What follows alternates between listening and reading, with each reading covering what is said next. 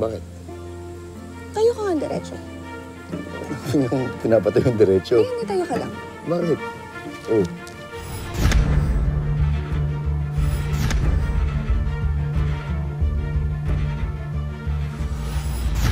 Oh. Parang kakasing katawan mo kasi si Bangkil.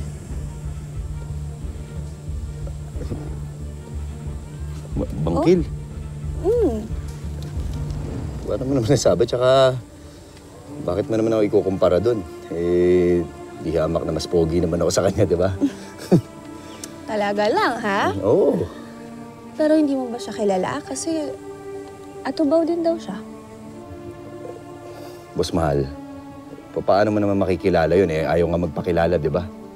Tsaka, hindi naman lahat ng katubaw kilala natin eh. Di ba?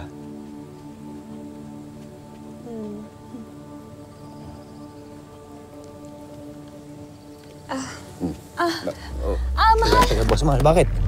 Bakit? Ano nangyari? Ha? Long, Ano ba? Teka.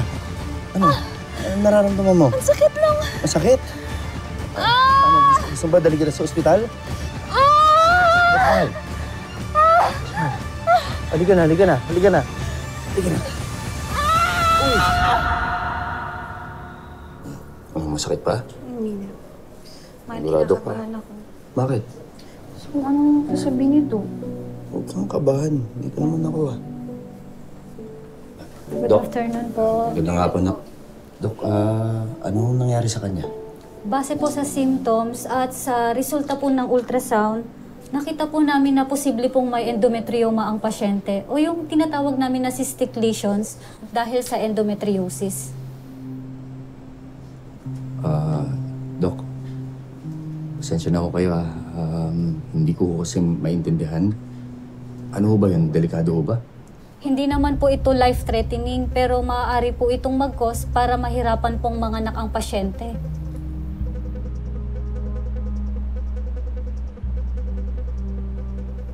May balak na po ba kayong mag-anak ng misis nyo? Hindi pa po kami kasal. Sorry, pero kadalasan sa ganitong kaso, ang madalas po naming ina-advise sa pasyente, lalo na kung may plano na po silang magkapamilya, mag-anak na agad ng maaga. Mahihirapan po kasi kayong magbuntis kapag nasa edad 28 years old na po kayo.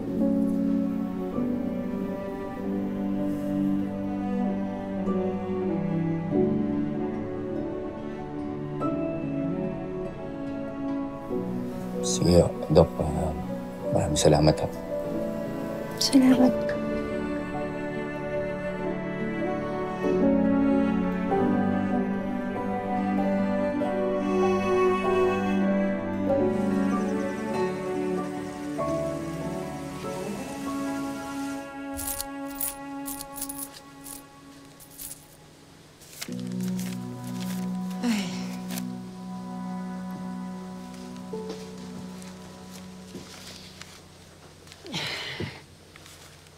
Yan ba ang ipon mo para sa kasal ninyo ni Elsie, anak?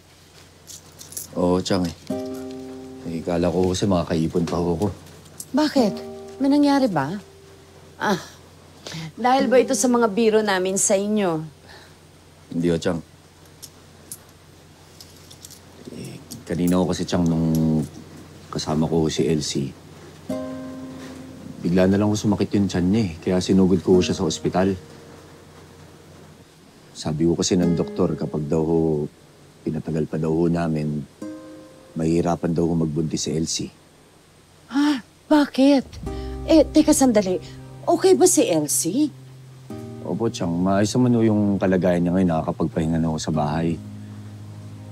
Kaya lang, Chang, syempre, ramdam ko pa rin yung bigat ng loob niya.